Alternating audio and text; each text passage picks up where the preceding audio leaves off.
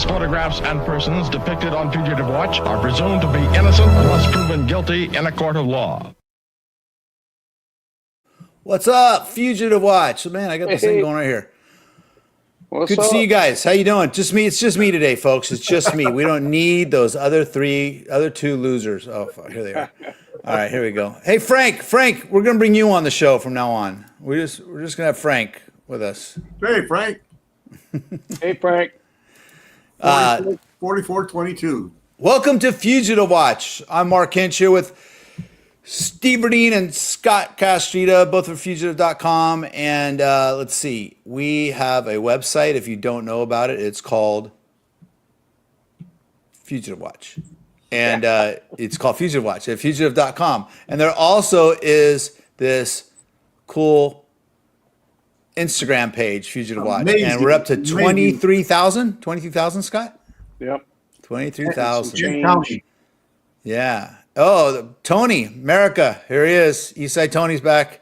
Man, we got both sides of San Jose, west and east, representing tonight. Frank, is Frank on the west side or south side? I don't know. He's central. Yeah, he's central? Kind of central, yeah. He's kind of central. All right. Yeah, but we got Tony's got the east, and Tony's got the east side. Okay, all right. And then the other spot is the Facebook page. That's an old studio. That studio's what now? 15 years old. That one in the picture. Look at that brown hair on my head. Oh yeah, my look goodness. at that. And look at 15 years. Has it been 15 years? I'm the only one not dyeing my hair. Look at that. That's pretty awesome. Like that studio. that was a good studio. I can't see your hair. Do you have hair? No, back then I did. That's what all right, cool. Max and Ronnie were still little tiny. Yeah, they were tiny back then. They were they were tiny. tiny. We were doing the whole podcasting thing a long time before anybody else, and they all got so much better at it than we did. But we had those microphones. We had the studio set up, and before Joe Rogan, any of that stuff. That's right. We were pioneers. But anyway, all right. Let's So talk about some stories. let's do it. Let's talk about some stories. We got. Did you guys? Remind everybody to smash the subscribe button and the like button. And Who says that? comments. Who says that these days? No. Okay. That's it. Okay. All right, let's go. Let's do it. I think we're over in, where are we at? We're in Stockton, one of my favorite places. I think we're on the wrong tab here. Here we go. Yeah, we're in Stockton. All right, let's watch. Park here. Is this your car? Oh, no. You have some on you? Okay. You have some on you? No, sir. I can shoot you. Stop! Stop right now! I'm gonna f***ing shoot you. Do you understand me? You're gonna get shot! Back! 12-20's running.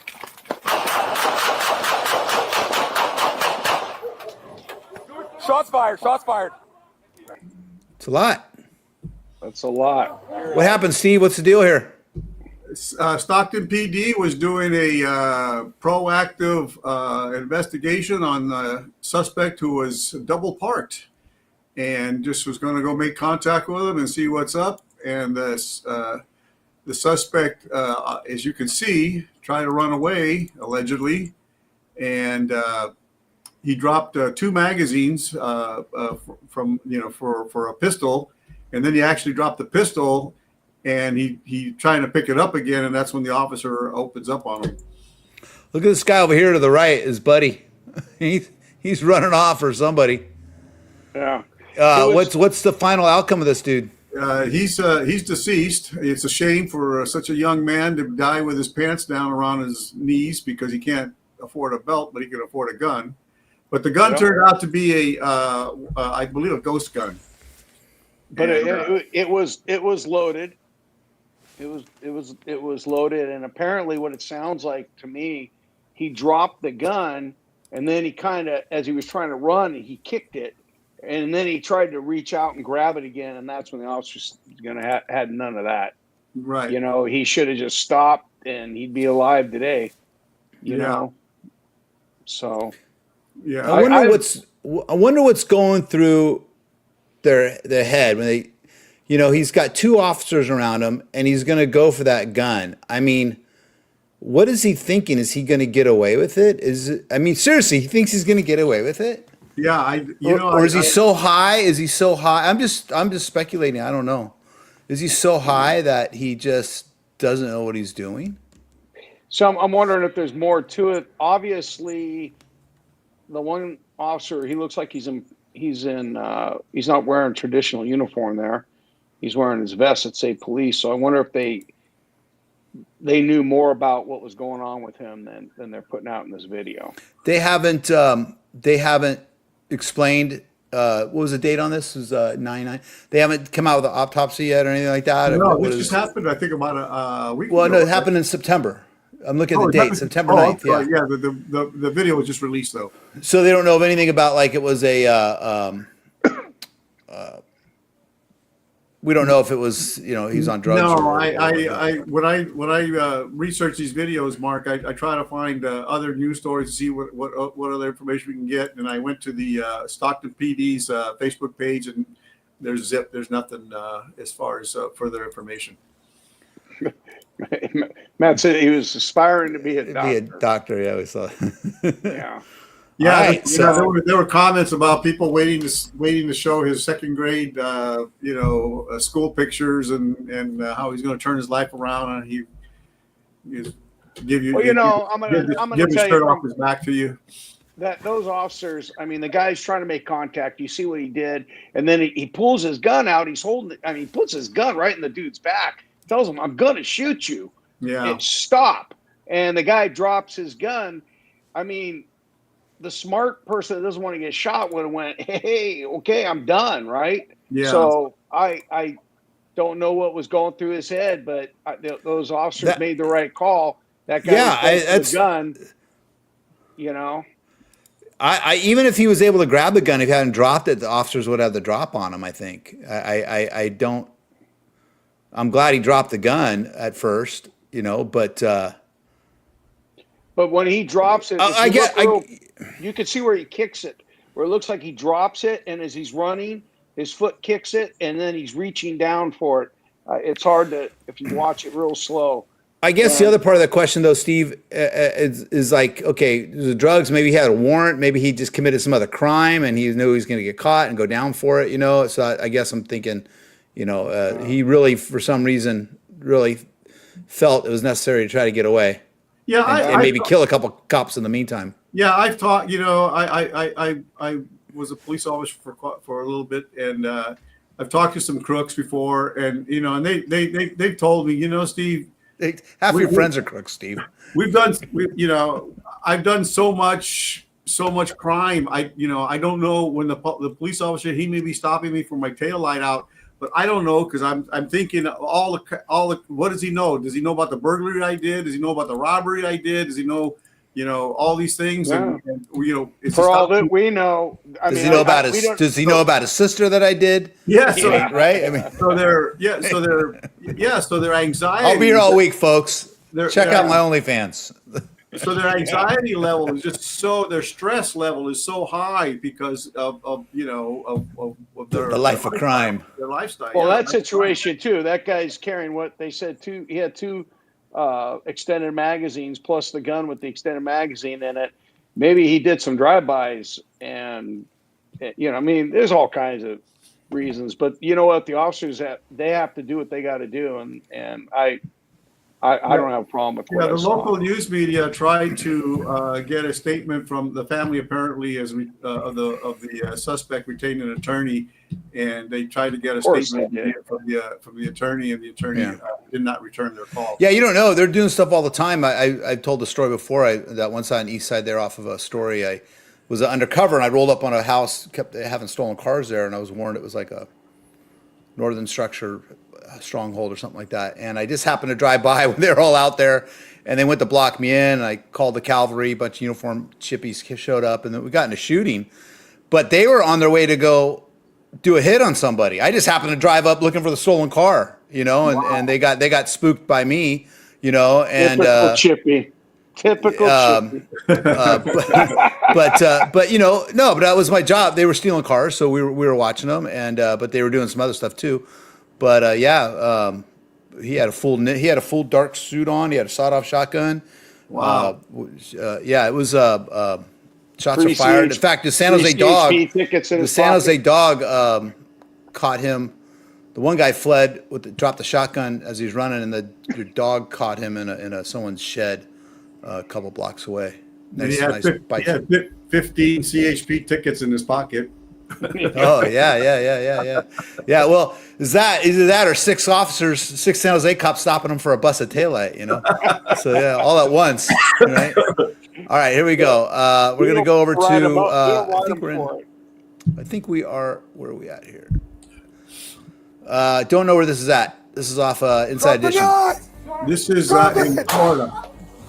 Authorities in Florida say a deputy killed a suspect who barricaded himself in a bedroom and held his little brother at knife point. The Hillsborough County Sheriff's Office says they were called by the sister of the suspect. When deputies arrived, they ordered the 27-year-old suspect to send the child out of the room, while the victim could be heard begging for help.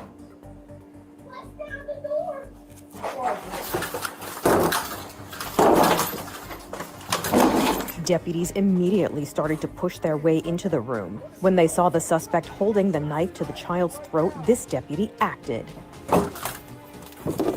Let me see your hands right now. Let me see your hands right now. I'll kill you. I'll kill you. Drop the knife. Drop it. At that point, Scott, it's like that Fresno video we saw last week at the bus stop. You got to make a choice.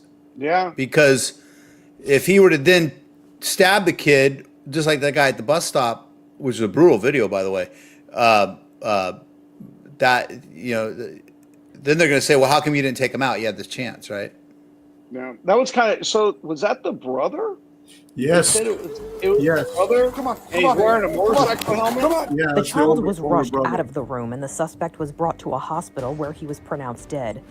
The deputy who fired the shot has been placed on administrative leave with pay pending the outcome of an investigation.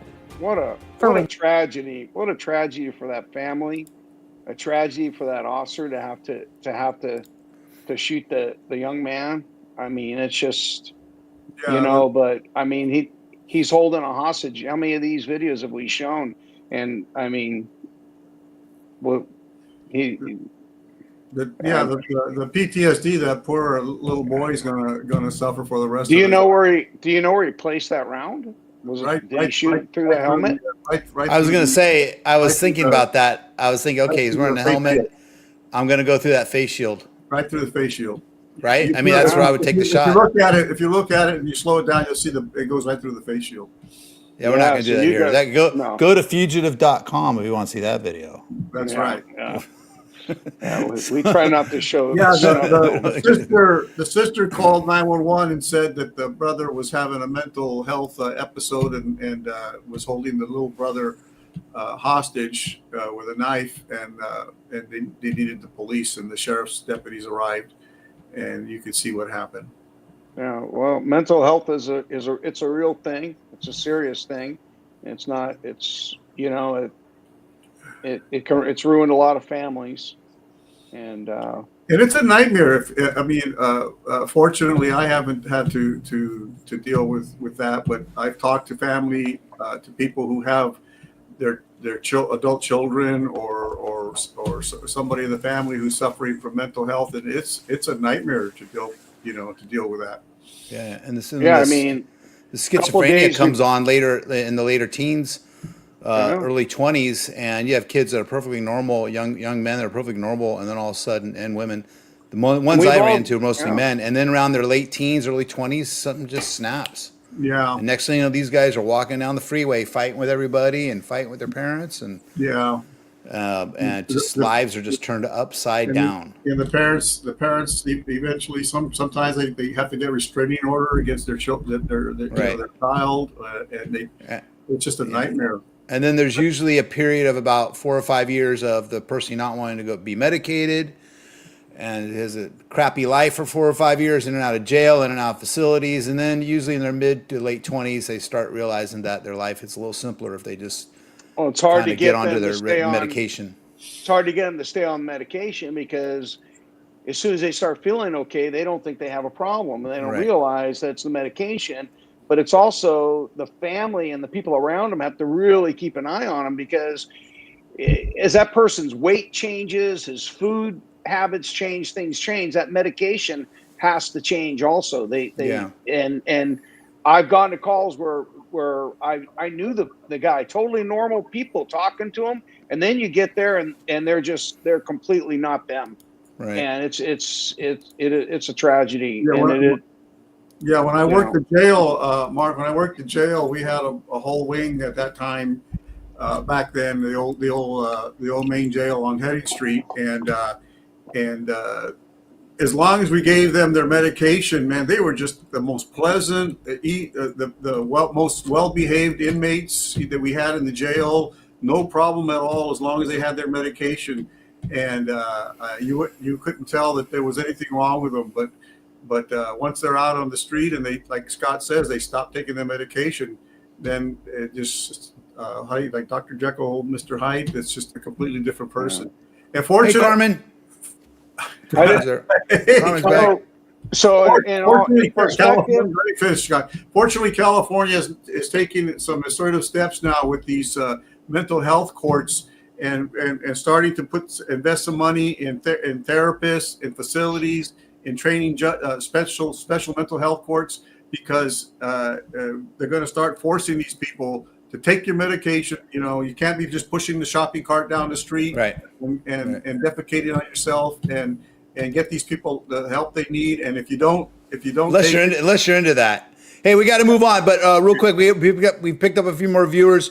Remember, you can check out most of these stories at Fugitive Watch on Instagram. Make sure you check it out. 23,000 followers now, so make sure you check it out. Okay, this next story, I can't believe it. They are taking Jeff Spicoli off the wanted list. I remember this case. Yeah, he's been on our website for 20 some odd years, right, Steve? Yeah. For almost 2 decades, in a robbery that occurred 18 years ago today. Tonight, the man behind the crime has been removed from the FBI's most wanted list.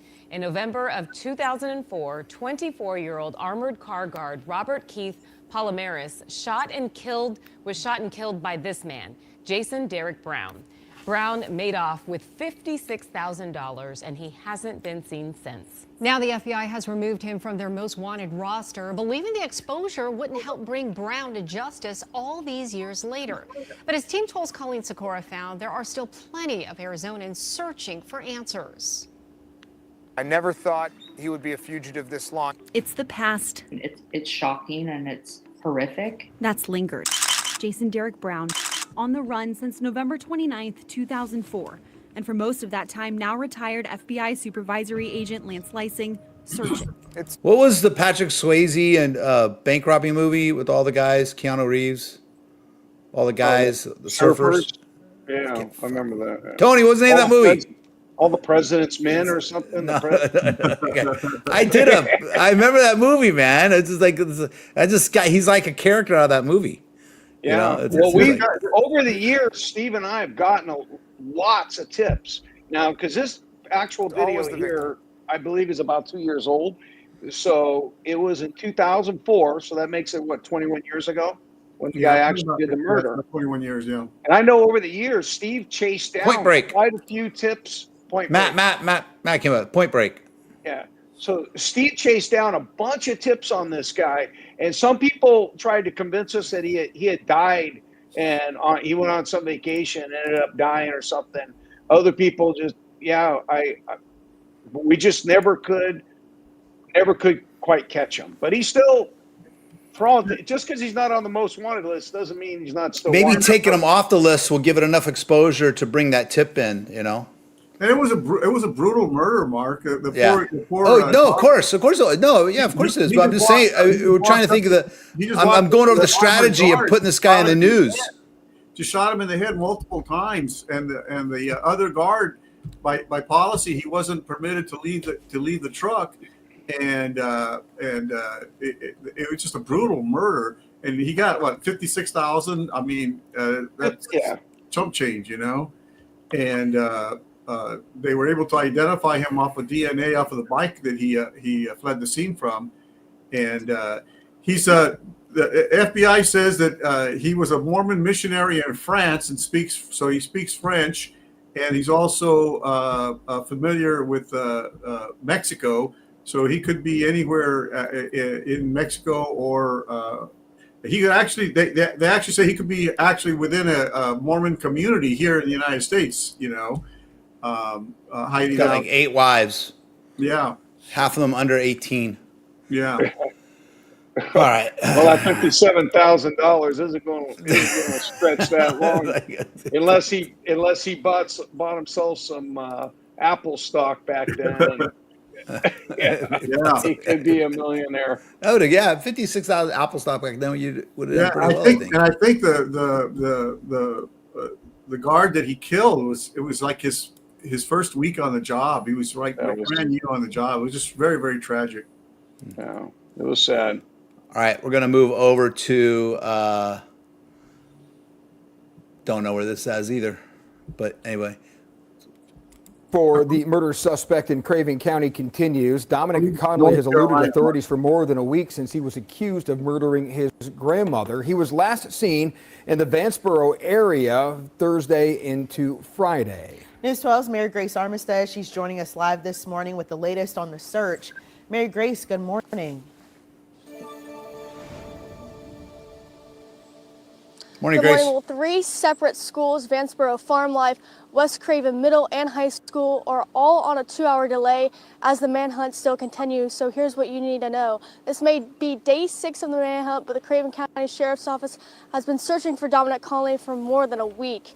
On October 25th, deputies responded to a structure fire and a death investigation where they identified Conley, the victim's grandson, as the suspect. He has been charged with first-degree murder and first-degree arson. Authorities say Conley is also wanted in connection with the larceny of a motor vehicle. The stolen car, along with a bike, was later recovered and identified by the sheriff's office as items he had been using. Then, on October 29th, authorities say Conley attacked a sheriff's deputy, stabbing him in the leg at Bojangles in Vanceboro. Conley was charged with attempted first-degree murder, felony assault on a law enforcement officer, and resisting a public officer. That deputy has since been released from the hospital. Since then, he has been spotted multiple times in wooded areas around Vanceboro and along the Craven-Beaufort County line. So he's out there in a swamp. I looked it up. Yeah, it's North Carolina. Kind of out here. Needless to say, Mark, he is extremely dangerous. So anybody out there, if you see him, please send us a tip. Yeah, that part of North Carolina is very swampy and very remote. That's in the northeast corner over there. They got alligators? Alligators. Oh, the big big alligators. Yeah, big alligators. They got it, and bobcats, mountain lions, you name it. But the snakes, alligators, and bugs this big. Yeah. The deputies. My son's been bitten by all of them. The deputy's lucky to be alive. Apparently, he tried to make contact with him, and the guy ran into the bathroom, and I guess the deputy followed him to the bathroom. He got into a struggle with him, and he stabbed the deputy, and then he escaped. Okay, we're moving on to Cambridge Police Department.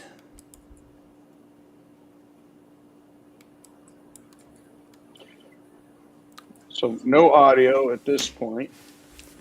Steve, what are we looking at? Yeah, I don't remember this one, Mark, but and they didn't have cameras when I was working, so I think the audio will start. I'm not sure what this buffer means, but the cameras, the audio will start. When Steve was working, they had to use sketch artists. Yeah, Etch-a-Sketches. They were using Etch-a-Sketches. Yeah, I think we there's people out there that are familiar with the system. I think when they get the call, maybe the camera starts rolling, so it obviously must buffer. Hey, buddy, how are you?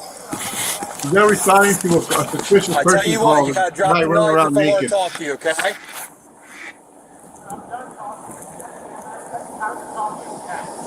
Can you drop the knife for me? What's your name? I don't know if you can hear him, but what he's saying, he's done talking. That's what he just told the cop. He goes, I'm done talking. Right. I'm done talking. Hey, stay back. Stay back. That's correct. Come on out of here. Stay back. Is this officer by himself? No, I think there's officers. I'm not shooting you. Drop the knife for me. I think there's officers. Drop the knife. Drop the knife. I think they have them boxed in.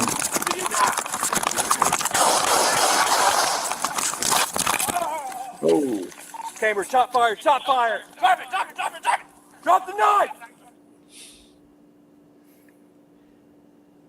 So he tased them, but then looks like the guy then ran towards the officer. He was closing in on the officer. So I think this is from the vantage point. Matt's telling us that there's a 30-second delay buffer prior to the call, I guess. Thanks, Matt. So apparently this is Cambridge Police up in Massachusetts, right, Steve? Yes, sir. All right. So this is from an angle from another officer's camera, obviously. You're right. Yeah, I think that there's officers on and they box them in between two officers. And the reason I was asking if he was by himself because he went straight to taser. Yeah. And normally you don't do that unless you're getting covered by another officer. I don't know, so I'm not bad mouthing the guy. Right. I don't know who else. But obviously it looks like the guy is he naked? Yeah, he's naked. Oh boy, they're the worst. It's like Scott on Sunday. Yeah. Hey, I got none. I got none. Okay.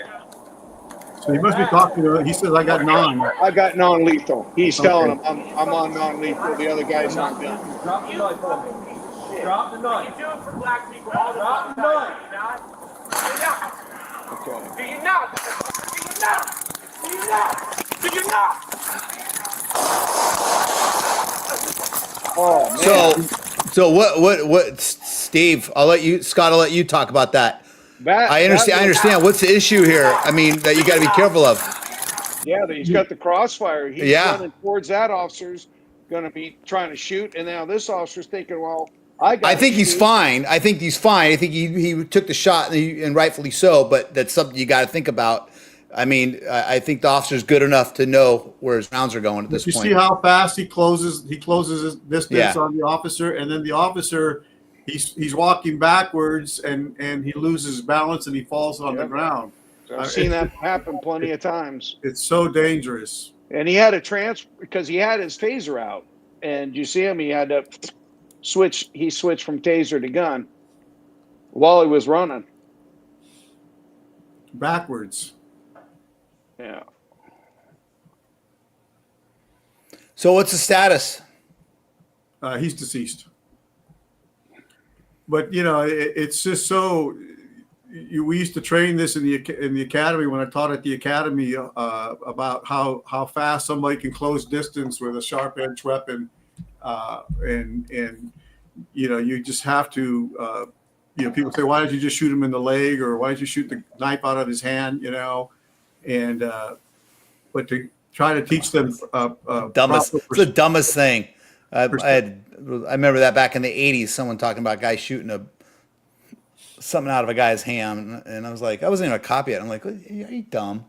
You watch too many movies. The bottom line, you're not trained to shoot. You're trained to shoot center mass, and you're trained to shoot until the threat. Shoot through the face mask. Through the face mask. Yeah. Yeah, but you could see that. It would have been so easy for that suspect the officers on his back for that suspect just to start stabbing him. We've shown a couple of videos where the officers got stabbed. Yes. That one officer got killed. This is a third officer, huh? The third officer? Yes. Yeah. I believe it's a female officer. All the way to the left.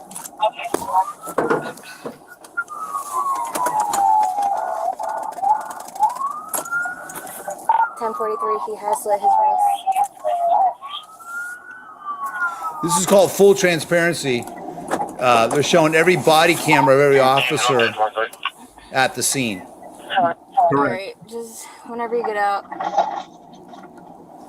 So she's obviously the third one back.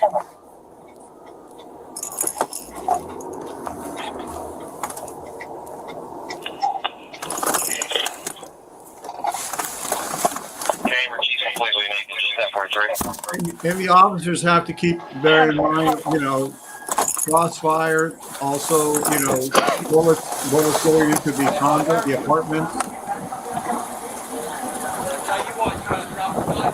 Okay, so we got it over here. It's in this angle over here now. Right. So this will be a different angle to check out the whole thing from. What's your name? Hey, stay back. I'm still here if you need me out there. I wish I could zoom in on that. That's what we're trying to do. Okay, just stand back. I'm not. Drop the knife for me. Drop the knife. Drop the knife.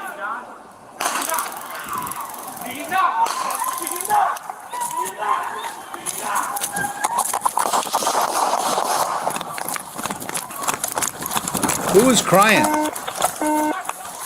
Shut up.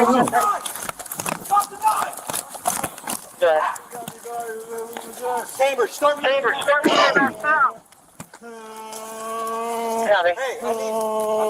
Yep. Chamber, what's your location?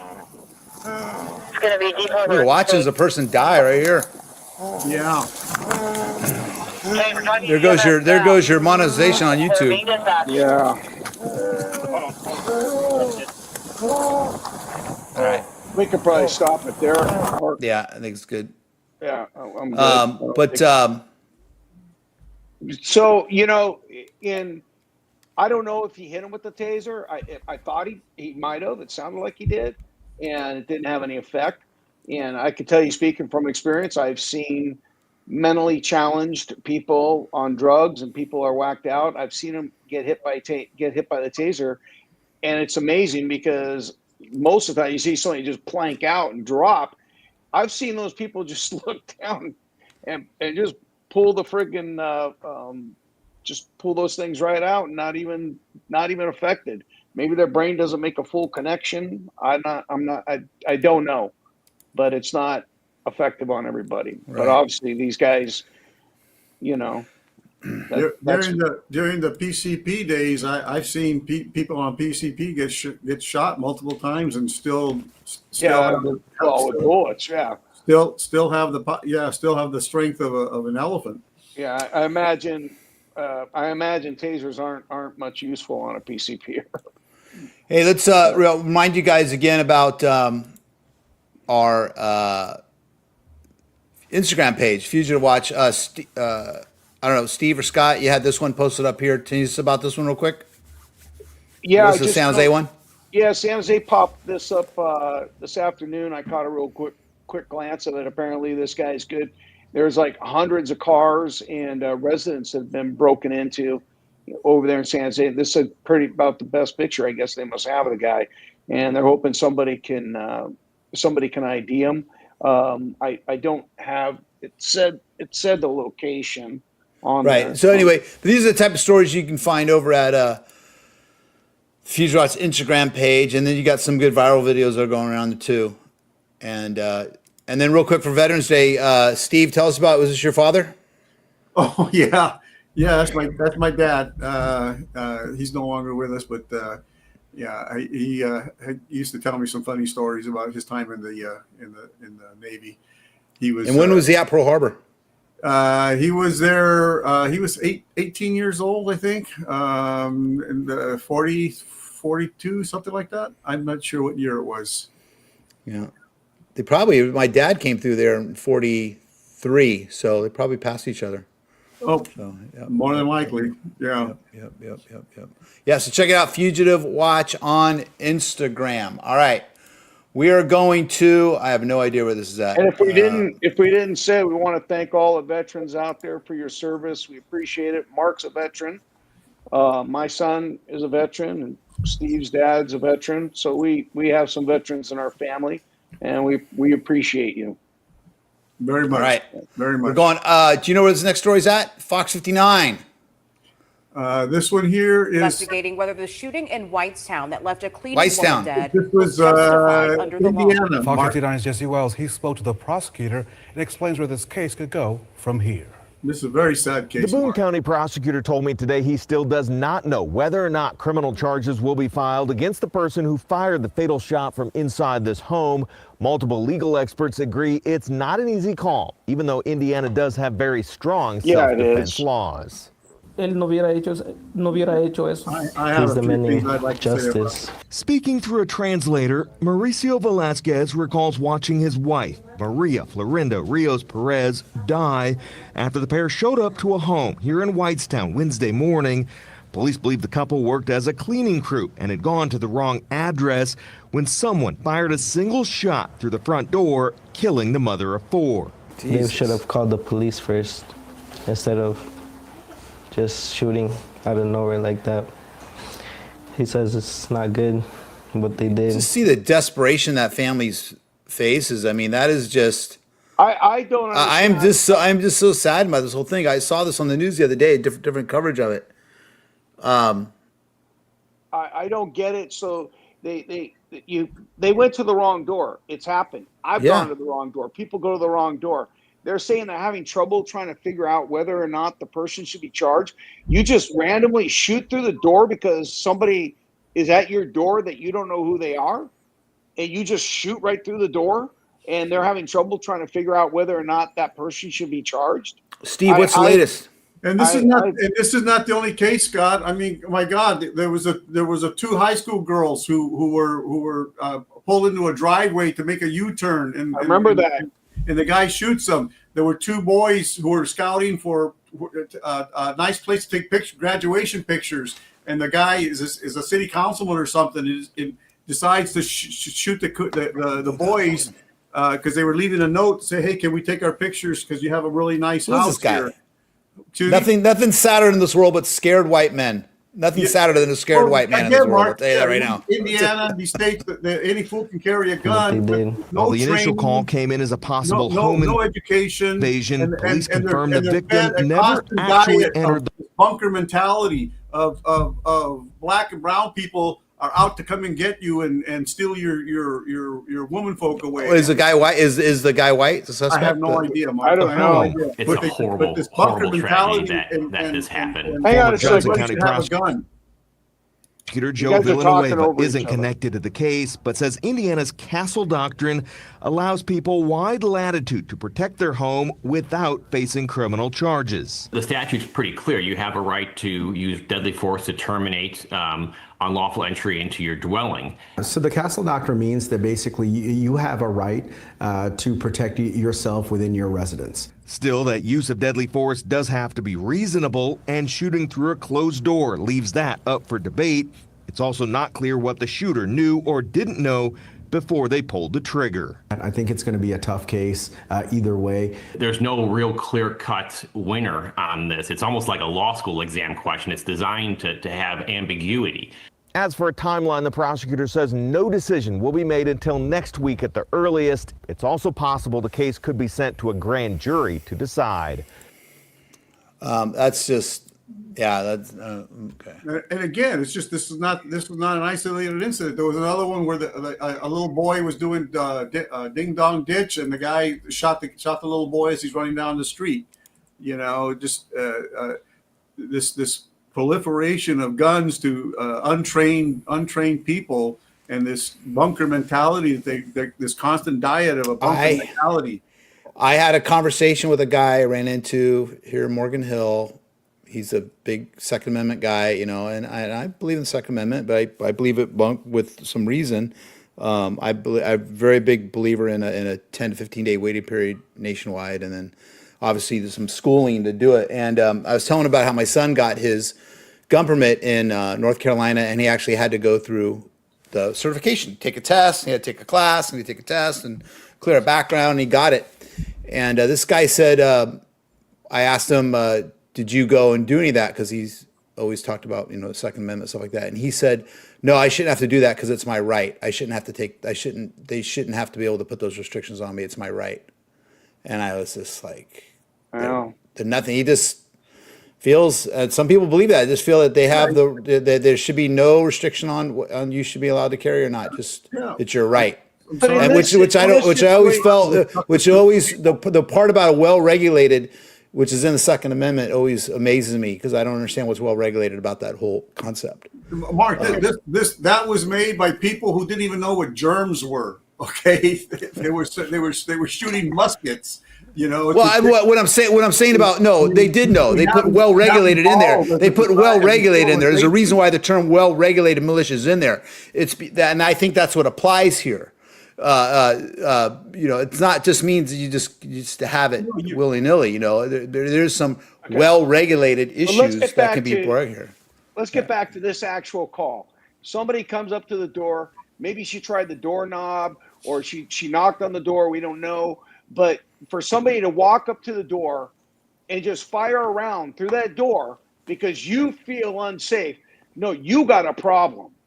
You got a problem because you could have ran to a window, look and see who's at your door. You could have ran upstairs. You could retreat. There's a lot of things, options that you have. But just putting around through the door, I'm sorry. Maybe and don't they have a ring camera? They didn't have a ring camera, maybe not. I don't know. I go to some houses now and they don't work. How about the lawmakers that potentially passed laws that made that legal, Scott? You can shoot through the door, because we're going to protect you because I'm listening to these lawyers are talking like oh, this is going to be it's like, no, you just murdered somebody. Yes, exactly. I mean, really, that's what we used to call it.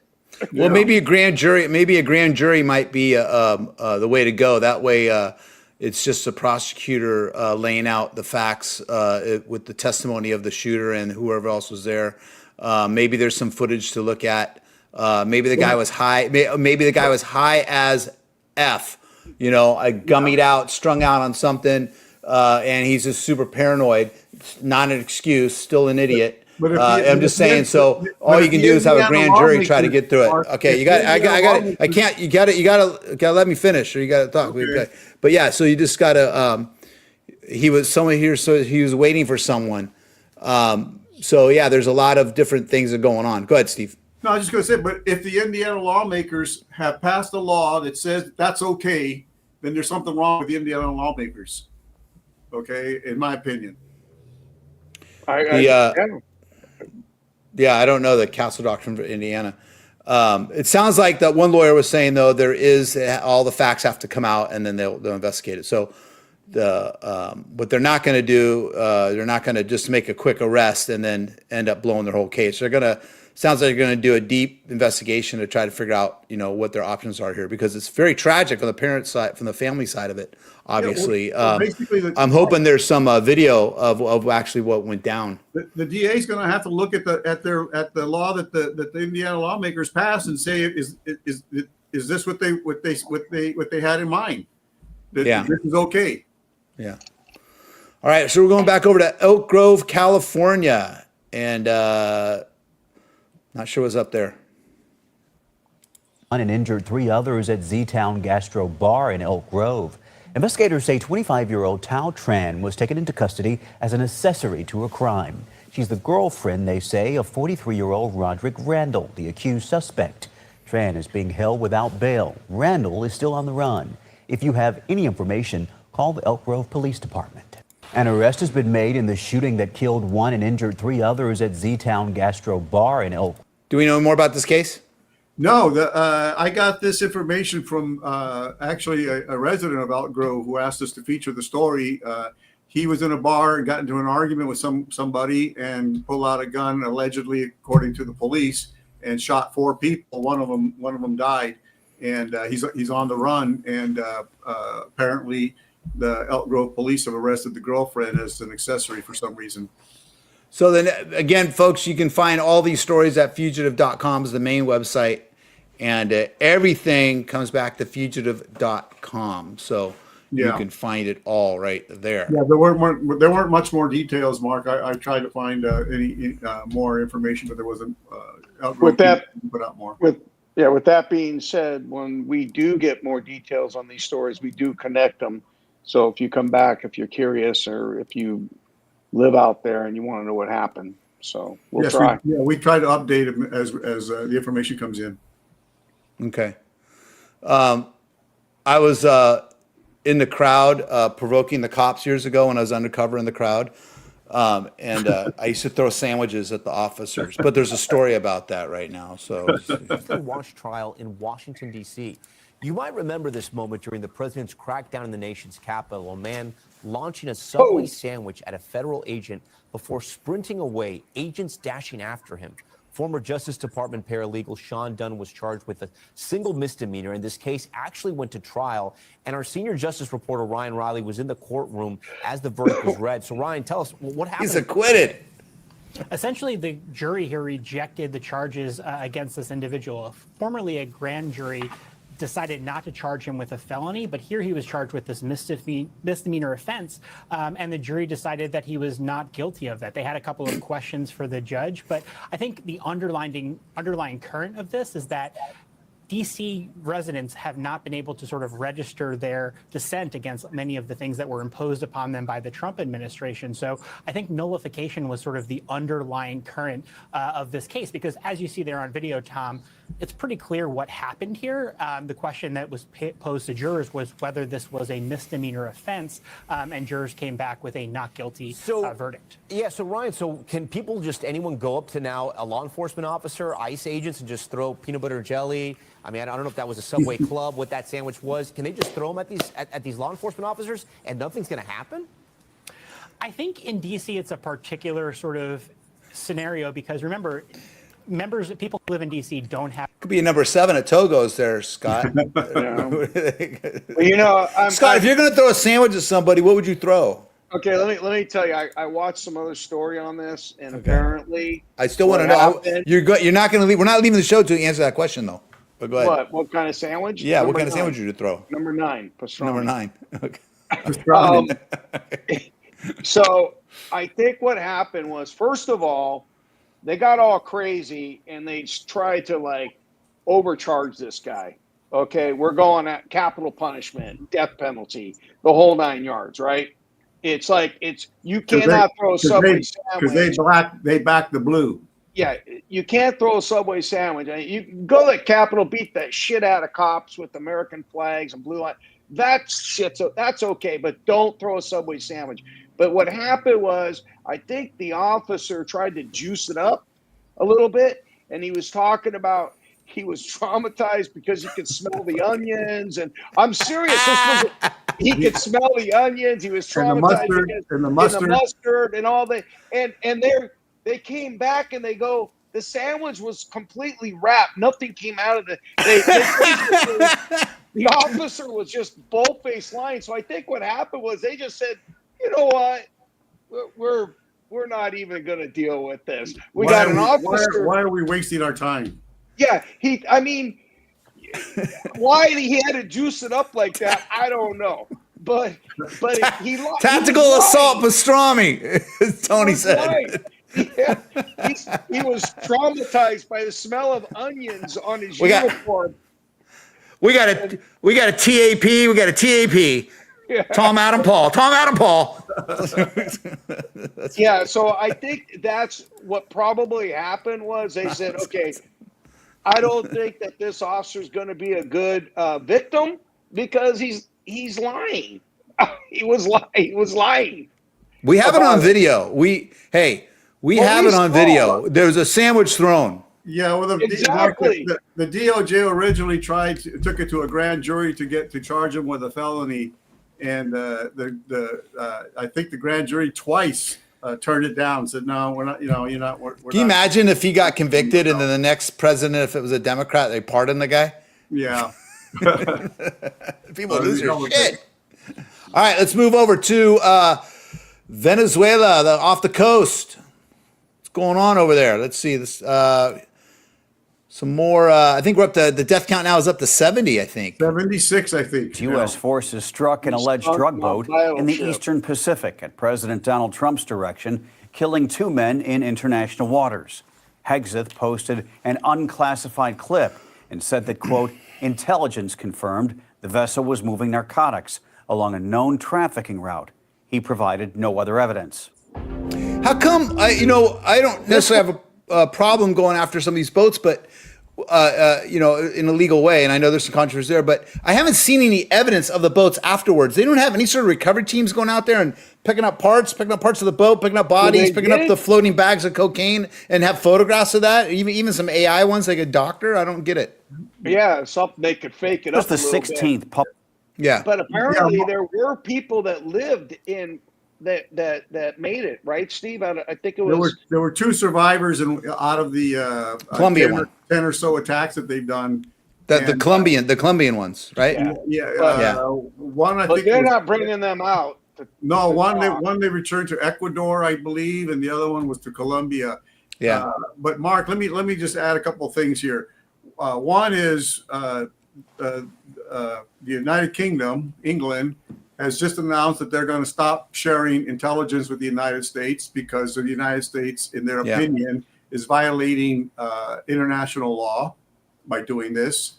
The UN Commissioner on Human Rights has said that this is a violation of human rights, and like I said in the previous podcast we've done, former Philippine President Duterte, he's sitting cool in his heels right now, facing charges of human rights violations in the Hague International Court for doing the exact same thing: extrajudicial killings of suspected drug dealers.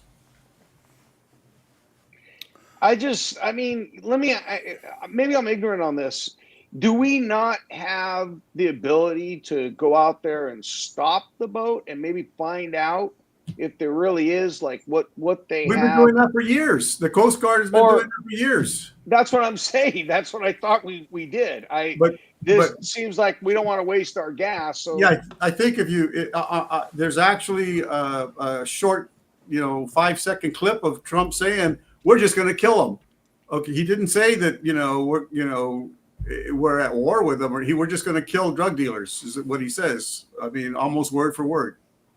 There he is. Yeah, he's just saying we're just going to kill them. Wow. So how do we know that the people driving that boat aren't being told, hey, you're going to take this boat, you're going to take these drugs, and you're going to go, and they're not really aren't even willing participants, and we have your family here, so here, drive the boat, and when you go deliver the drugs, you come. We don't know if any of that's true. Nope. We don't know if these are true, or if they're criminal. We don't even know if there's drugs because there's nothing left.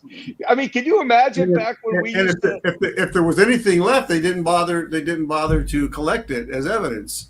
Back in the day when we would hit these drug houses, these grow homes, screw it, just blow the shit out.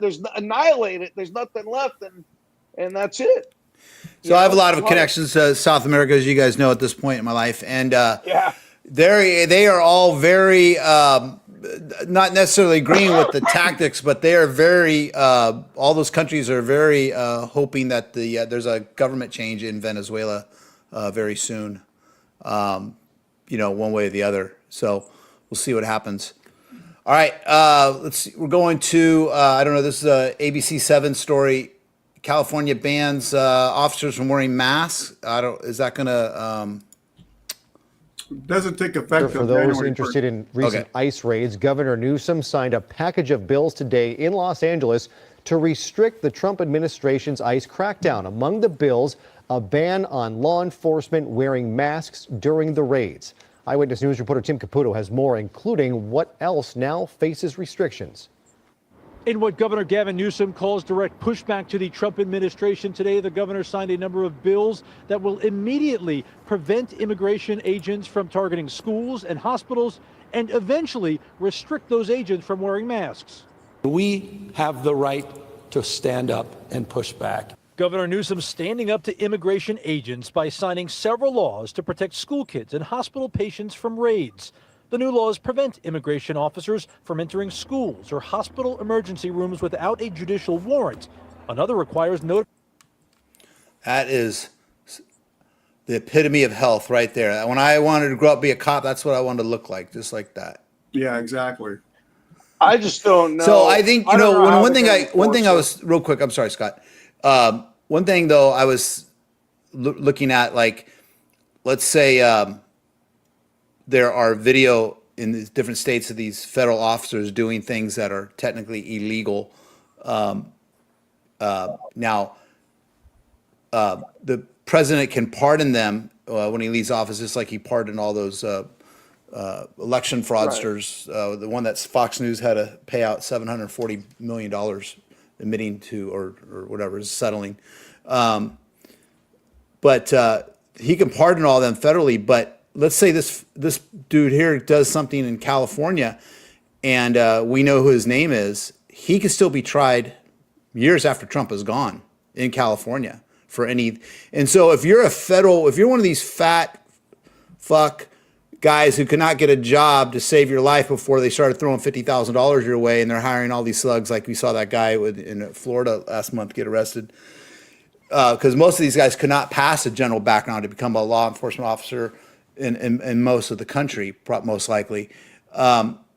You've got to be worried in the back of your mind, because there's payroll records. There are records out there. Just because you're wearing a mask doesn't mean we can't figure out who you are. People can't figure out who you are. And you got to be thinking, oh God, if there's a change in administration, and we've all been around enough now, we're all in our 60s and stuff like that.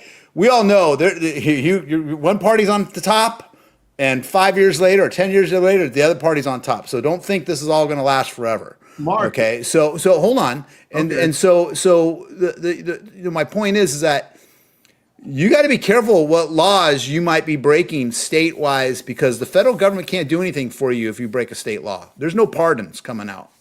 So don't think that someone like this can't be prosecuted down the road if he's caught doing something that is technically illegal. The admiral in charge of naval operations in the Caribbean, he resigned. He said, "I don't want any part of this judicial killing." He resigned. Yeah.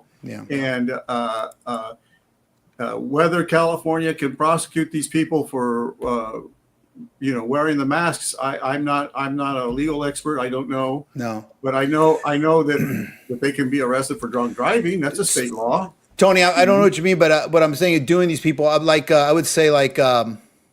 Oh, doxing. Yeah, no, I know that's a scare of it. I don't. Doxing is an issue, and you can't get around that. But the thing is, the rest of us, police officers, I know a lot of police officers right now. They're not wearing masks, and they can be doxed. I can be doxed. I live on Depot Street, Morgan Hill. Anyone wants to come and talk to me? But what my point is that these are the tough guys. And they're supposed to be tough. And, this is part of the job. You get to make the big money wearing the badge. And, you could be doxxed, but, think about it. If you're obeying the law, you're obeying the law. And, in our country, we don't wear masks. They don't. They do it in those third world countries. They wear masks. The thugs go out there and they beat up people for some of the leadership. So, it's an issue, Tony. Doxing is an issue. But, again, if you're doing your job, you're doing it within the law, and that's up for debate. But state laws are, there's a reason why we have them, and this is right. We're a republic. We're not. This is depending what state you're in, man. Be careful, because in one state you could shoot a lady through the door. California, you couldn't get away with that, right? So yeah, if we had a dime for how many guys told us, I'll get you for this, Yeah. I got a guy. Mine was always like, "I'll see you in Mexico." I go, "Oh, no, you won't." Get in line. So Steve, we've all done the job. We've all dealt with some pretty bad hombres in our life. We've all been threatened. We've all been told they're going to come. And I can tell you, Steve and I, we've been doing Fugitive Watch for a really long time, for over 30 years.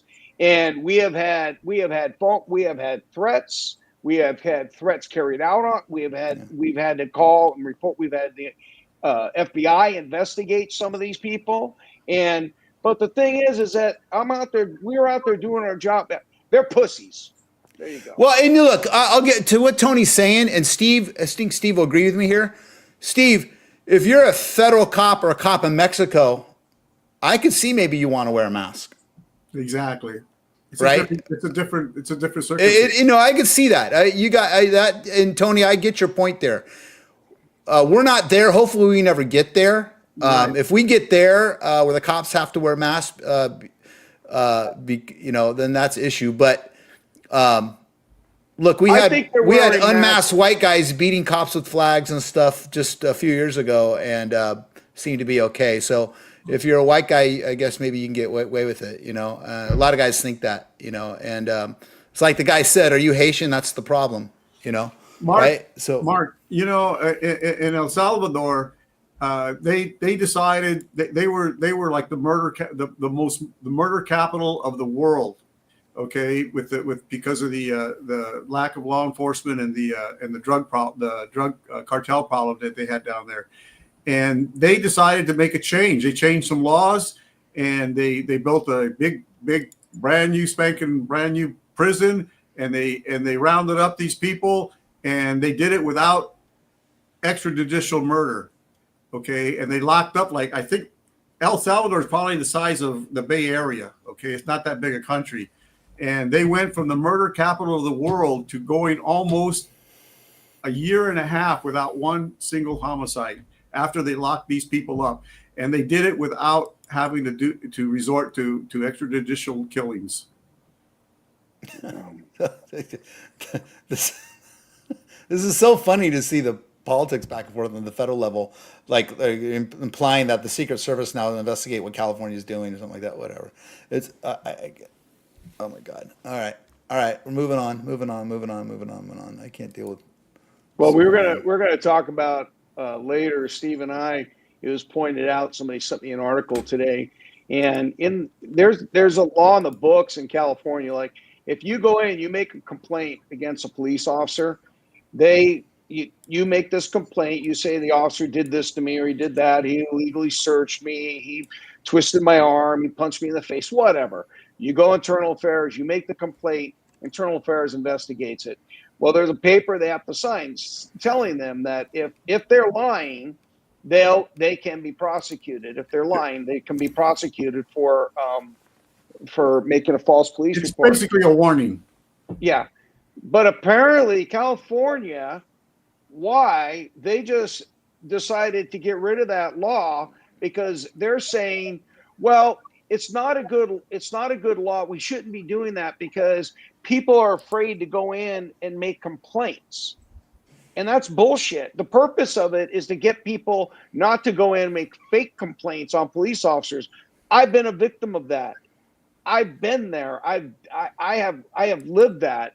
And the thing is, I could tell you on our department, they never went after any of these guys, even after they found out that they lied and made false reports, and they were stone cold caught lying, and they didn't do anything. We did have an officer, though. Do you remember that, Steve, who ended up suing? Yeah, we had officers that sued people, and he won. Yeah, we had officers that would sue people that made false complaints against them. Well, why would California pass a law like that right now? Why would well, that's they do why, that? and that's why that's the dumb issues. I'm so happy to be an independent, so proud of it. Don't belong to any party. That's the dumb issues that the far left Democrats cling on to, which loses them elections. That type of stuff. Mark, because you no. You are a crime fighter. You are a crime fighter. Yeah, I know, you are a crime fighter. Scott made a little bit of an error in this. They did not pass a law. The Supreme Court ruled that the law now they invalidated the law. They invalidated. But there was one dissenting Supreme Court justice who said that in his opinion that it's no different than the laws about perjury or the laws against making false police reports or making a false 911 call. Those are all against the law. This law is no different. And he dissented against the majority opinion of the Supreme Court. When you played your extremes, and in the case of this, when it comes to people not going to jail and not being prosecuted and dropping bail and all this stuff like that, those are things that are going to make independent voters like myself not vote for your party. But Mark, and that's the stuff, because it's hard when you see. Okay, you talk. Go ahead, you talk. The Democrats are the ones who passed the law. Okay, Steve, the Democrats are not the ones who are rescinding the law. The Supreme Court did it. Steve. I'm talking more general. I'm talking more general thing here, Steve. I'm talking about being hard on crime, Steve. I'm talking about putting people in jail. I'm talking about putting people in jail, not letting people know these no bail situations and stuff like that. Making people sit in jail and get the therapy, the rehabilitation they need in jail. I agree. Not letting them out. That's what I'm talking about. I agree. I'm not talking about this, and I know you agree because you guys have always been pro law enforcement and pro criminals going to jail. Obviously. But when you have a party on the one end that just scared of the boogeyman, and the other party is letting everybody else free on their crazy end, letting everyone else out of jail, and some of them saying there should be defund the police. You're going to lose people in the middle. They're either not going to vote, or you're going to go to wherever you think the bigger the issue is. You know, in this case, I voted for the Democrats because I don't vote for felons or draft dodgers. But but I kind of I've voted both ways in my whole life.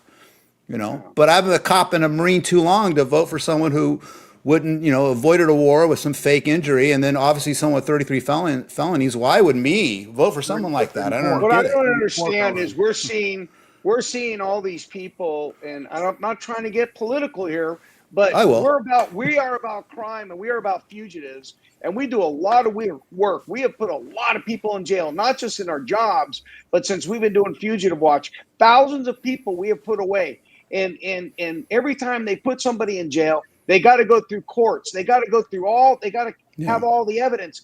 And then to just turn around right now, it seems like everybody that committed crimes, it's like, we're just going to pardon them. We're just going to it's like, to me, it's a slap in the face to all law enforcement and to all of us citizens that are out there. We have a right. These people need to be in jail. I mean, otherwise, why are we here?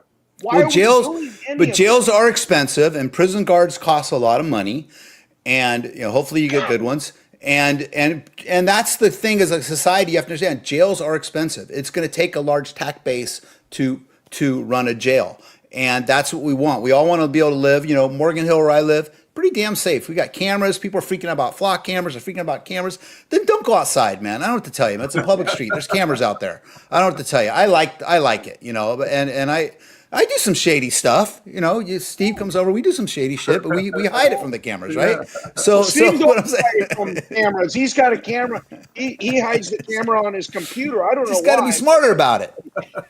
Steve's always hiding the camera on his computer. Big brother. I see these people driving around. I saw someone driving around the other day.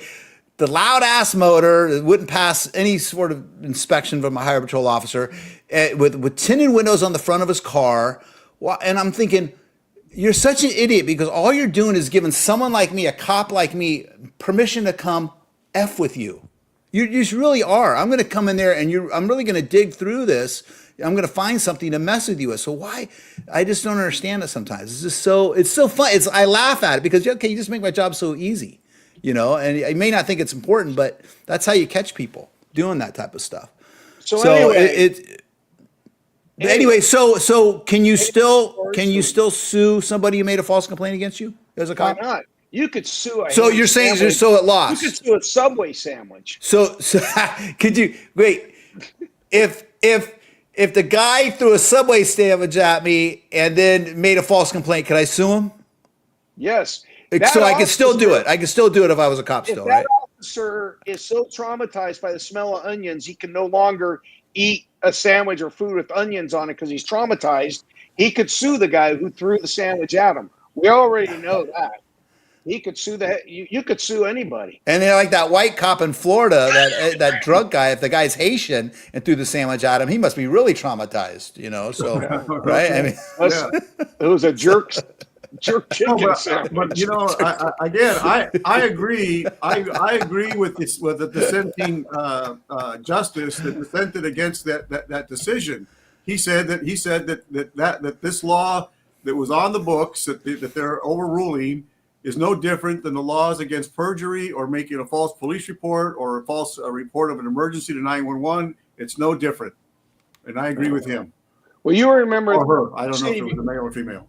I'm sure you remember that case where the guy made the false police report against me, and then he brought in a bunch of witnesses, And then the witnesses finally came clean, said they weren't even there. Their buddy called them up, wanted them to say they saw me do this to him and all that. Turns out it was all a lie. And then they're like, okay, all right, Scott, you're good. You didn't do anything wrong. I'm like, well, what about all these guys that came in, all the witnesses and all those people that made the fake report on me? Nothing happens to them? And no, nothing happened to them. Nothing happened to them. There were no consequences. That's why I have a problem with that. Oh, I could top that one. I had a lady. Oh, here we go. A lady who made just a complete fantasy complaint about me and some other officers on a call that there was absolutely nothing even come close to the truth about what happened, and the city didn't want to bother with her and gave her $10,000. I remember $10,000. Was that little wine coolers or what? No, it was wine coolers. It I was, remember that case. Gave her $10,000, and I'm like, give me $10,000. Yeah, this is back in the 80s. I'm going, that was a lot of money back then. I'm going, my God, we haven't had a raise in years, and they gave this lady $10,000. Yep, and we're going to go ahead and burn all the cities out there, so they have to pay out money. Mostly, the cities just go ahead and give you money because it's cheaper to pay you off to go away than it. Even though they know you're lying, they know that you're guilty. They just don't want to deal with it, and that's happened so many times. Well, because a lot of the public don't realize this, but we had, like, I don't want to say about at least 6 or 7 officers who were at the scene where she was complaining about, but 6 or 7 officers don't count as 6 or 7 witnesses. They only count as one. And Right. so it was 6 to 7 officers. They're saying that's not true, and her saying it is true. It's just a 1-to-1. Somebody wants Crazy to stuff. see the ballroom. Oh yeah, I saw that. Yeah. Stina wants to see the ballroom. 25 pictures of his bathroom. There's a bunch of, I'm going to show you guys something else. I can't remember. Find it is. Didn't he What? post 25 pictures of his bathroom Was that- in the middle of the night? Do we have any more stories or no? We might have 1 or 2. I was going to show you guys. I got to show you guys. Yeah, we actually have one in. The one I want to show you guys is. I think he's in a loop. No, the one Steve had one about the cartel, right? Oh, you want to do that one? Okay. Yeah, no, that was the one. But I wanted to. What I really wanted to fantastic? do was, but I want to show this one here. Okay. This is. Where is it? Here it is. Oh yeah, this is. I sent this to my daughter today. Oh, I haven't seen this one. Yeah, thinking about how sad my daughter must be when she hangs out with her friends and realizes none of them are as funny, as awesome as her dad. All right. So Trump pardoned a bunch of people. Yeah, I'm done with that. Okay. And then, so this one's pretty brutal. This is, Steve, this one's in Spanish. You got to tell us what's going on here. Okay. 3 police officers, a 26-year-old female police commander, and 2 officers are on patrol, and they get ambushed by 2 cartloads of cartel gunmen in the state of Puebla, Mexico, and they are murdered. And it's caught on surveillance camera, and also the gunmen themselves record it themselves with their cell phones. Well, how come they don't put it in friggin' English, Steve? Because this is a newscast in Mexico. But it's very sad, very, very sad. How many officers got killed? 3 officers. What are we looking at the footage here for? What is this? This is from the bad guys? These are the bad guys that recorded it themselves also. Jesus Christ. You see how young she is? Y los oficiales Roberto y Arturo fueron ejecutados a sangre fría. El comando actuó con precisión militar. And this is a small police department of about 20, 25 officers, not very many. It's a small department. Luego, Los sicarios extendieron una manta con un mensaje firmado por. So they left a message there threatening the rest of the police officers. El control del corredor Now, delictivo entre there's a Puebla, reason why you Veracruz y cover your Oaxaca. face. En el Yeah. mensaje advertían There's una a reason limpieza why. en la zona. Because you're trying to Horas do good después, police work los and not be propios killed. atacantes difundieron un video del atentado. Planos cortos, gritos y ráfagas. Un montaje de terror que se viralizó como advertencia.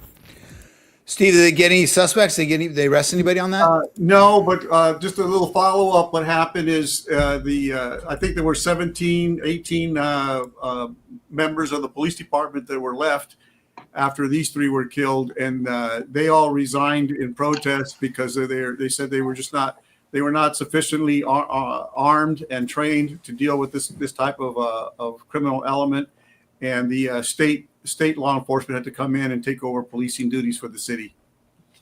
Maybe some of those guys that like wearing the masks and being the tough guys that want to be the cops and stuff, maybe they go patrol in Mexico. Yeah, they get a job Be a real tough guy. Yeah.